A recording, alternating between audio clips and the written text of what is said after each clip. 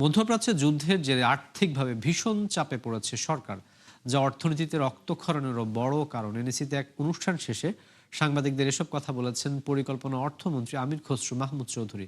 তিনি জানিয়েছেন যে এলডিসি উত্তোলন পেছানোর পক্ষে যথেষ্ট যুক্তি আছে সরকারের কাছে, এজন্য যথাযথ প্রক্রিয়া অনুসরণ করেই এগুলো হচ্ছে।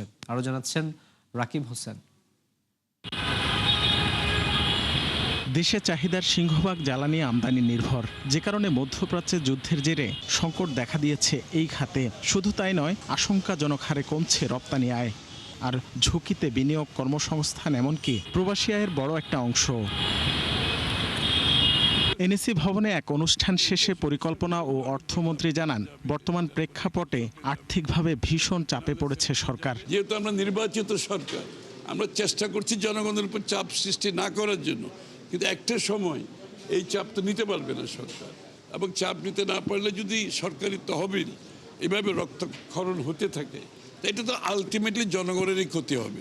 সুতরাং সেই বিষয়ে আমাদেরকে বিবেচনা করতে হবে। এর আগে এলডিসি গ্র্যাজুয়েশনে বাংলাদেশের প্রস্তুতি মূল্যায়ন নিয়ে বহুমুখী অংশীজনের সঙ্গে আলোচনা করেন মন্ত্রী।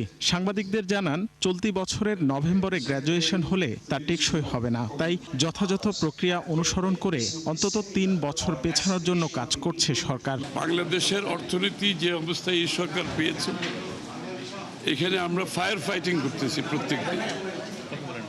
এই ইকোনমিকে সেলভেজ করার যুদ্ধ চলছে এখন। তো বাংলাদেশের কেস তো খুবই স্ট্রং, যেগুলো আমি বললাম। এই পরিপ্রেক্ষিতে গ্র্যাজুয়েশনের কোনো সুযোগ নেই।